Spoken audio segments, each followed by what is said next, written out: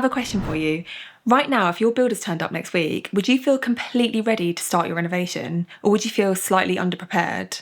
Because most renovations don't fail during the build, they actually fail in the months before it gets started. In this video, I'll show you the 5 decisions that made Anna's renovation work and why most people miss them. And at least one of these will change how you approach your renovation entirely.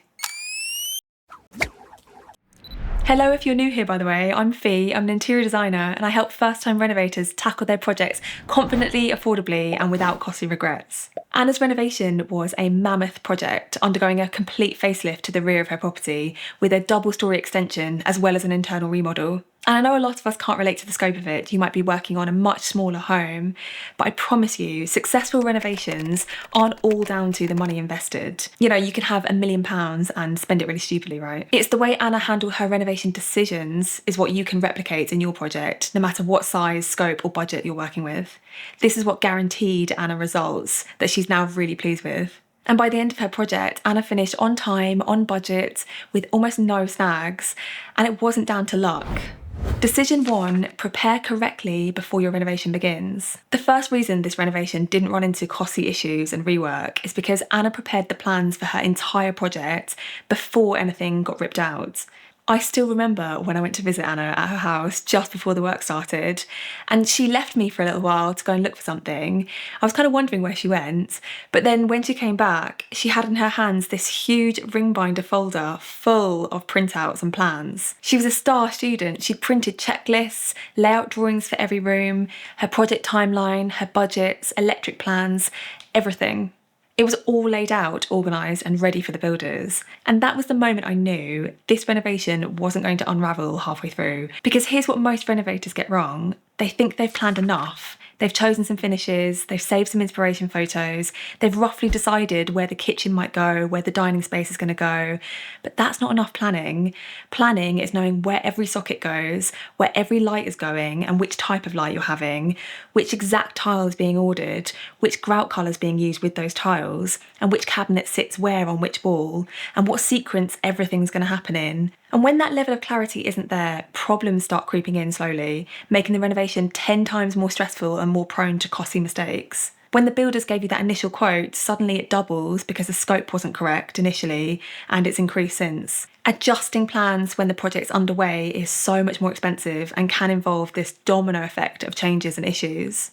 Also, when contractors don't have clear communication and documentation to follow, they're actually more likely to take shortcuts or use their own materials, which could end up compromising your whole vision. There's the suite of missed opportunities as well. When you haven't done enough planning and work's already started, it's just way too late to add that light because the walls are then plastered in, so you can't disrupt it. And you can't move the cooker to another area because the gas line's already been installed. It's a host of regrets before the project's even finished. But when your plans are detailed enough, your contractors are clearly briefed, they can get on with their work confidently, brainstorm tricky installs without holding your whole vision to ransom, and they deliver you a much better finish within the cost and timeframe that was initially agreed. So ultimately, renovations can fall apart when people don't do enough groundwork before the renovation starts. Anna did all of her groundwork, and that changed everything for her. By the way, if you're planning a renovation, give this video a like and subscribe. I share this kind of video most weeks to help you avoid expensive mistakes. Decision 2 is spend where regret is highest. You can replace a sofa in 5 years, but you can't easily replace a kitchen because of the demo and the cost. And I know what you're probably thinking, surely Anna's renovation must have cost a small fortune. Surely she didn't have to scrimp and save on anything. But this is something all of us renovators have to do, regardless of how big or tight our budgets are. Put more of your budget into the areas that you're prone to regret later, and less budget into the spaces or finishes that you know you'll be satisfied with if they're done a little bit more affordably. Often when I'm designing renovations for clients, I practice layout rules and colour rules, which I have videos about on this channel. But actually, more often than not, I'm making judgment calls. Good design isn't always about following rules to get it right. It's about knowing where to make compromises without ruining the entire vision. And because renovations are packed with compromises, your job is about making the best call for your space, your lifestyle, and your budget. And that's why I tell students like Anna in this case to spend where regret is highest. It suddenly helps you to kind of know where to compromise and where to hold firm and invest.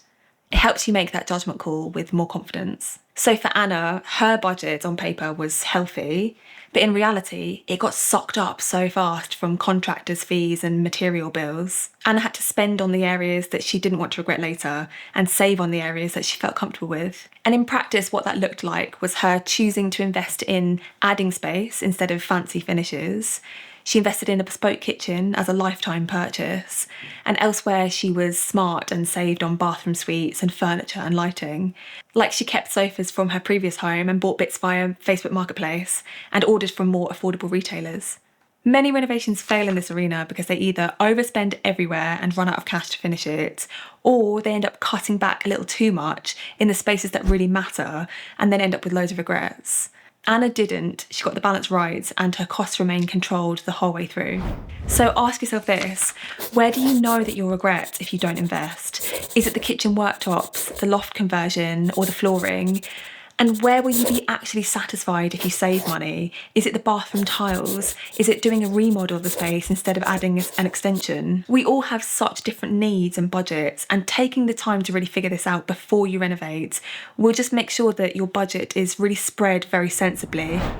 The next decision is the one that determines whether you feel in control of your renovation or completely dragged through it. Many of the renovators I work with start with the How to Renovate a House online course to create all of their plans effortlessly and learn savvy techniques to save money. I've linked details about the upcoming enrolment in the description box below. Decision 3, don't be the cart, be the horse. Right, we need to get you confident about how you're leading this project. You can be either the horse or the cart. The cart gets dragged along during the entire project, expecting architects to guide you and give you all the answers. They don't. Expecting contractors to tell you when things could go wrong and help you prepare. This doesn't happen either. The cart gets pulled along expecting someone else to take the reins, but the project ends up either falling behind, stalling again and again, or never getting started in the first place. And when they do get started, they end up being a project that just becomes really stressful, with decisions being made on the fly under pressure. And that's the worst situation to be in, trust me.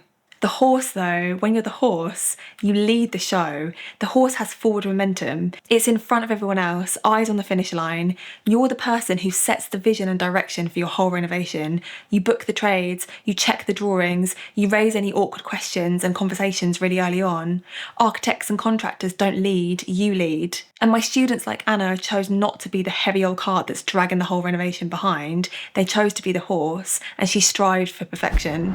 Decision 4 is designing for your life, not for Instagram. The way Anna approached her kitchen layout planning reduced a lot of stress and decision fatigue for her. It's such an important room to get right, and she sailed through it. I've designed plenty of high street and bespoke kitchens over the years, using all sorts of suppliers like DIY kitchens, Howdens, and our own bespoke cabinet makers. But where I see renovators really struggle is when they're really uncertain about their kitchen layout decisions because they're being led by other people's kitchens on Instagram rather than being led by what you want for your life and how you and your family actually live in the space.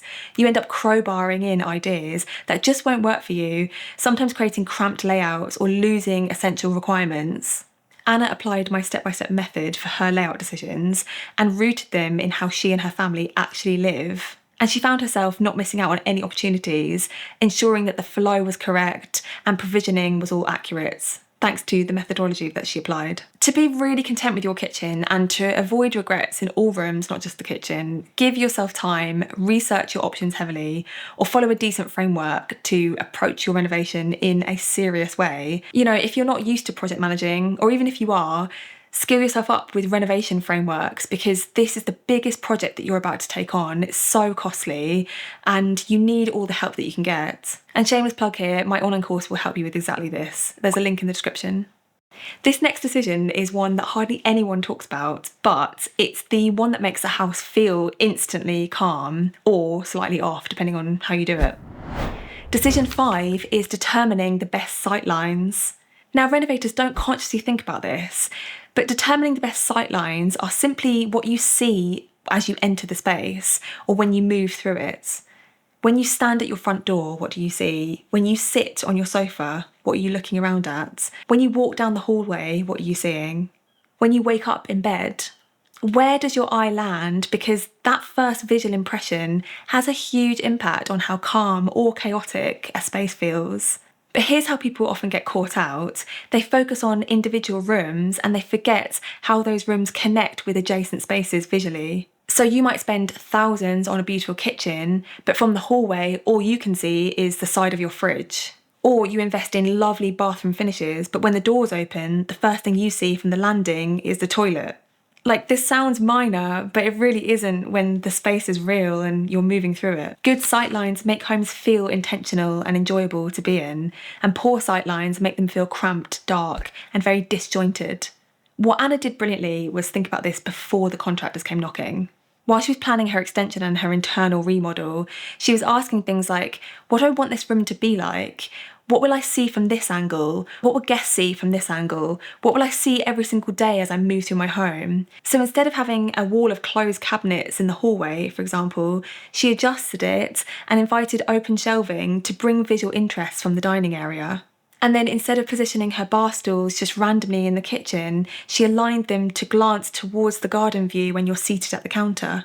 And one of my favourite changes is the visual flow that she created from the front door right through to the garden, instead of seeing a wall of cupboards. This just makes the house feel bigger, calmer, and much more thoughtfully finished. Sightlines cost you nothing extra to think about now, but they are very expensive to correct once walls are built. That being said, this is one of those areas where context really does matter. You've got to stand in your own floor plan, physically and mentally, however you want to do it, and walk it, imagine it, draw your options, and you'll start to reveal your own opportunities to upgrade the flow around your property like Anna did. Renovations don't fall apart on build day, it happens months before. But believe it or not, that's actually good news, because this is the part that you can really control. And don't worry if you're mid-project and feeling a bit more like the cart rather than the horse right now. You still have time to put some of these decisions in place. If this helped you think differently about your renovation, give this video a like.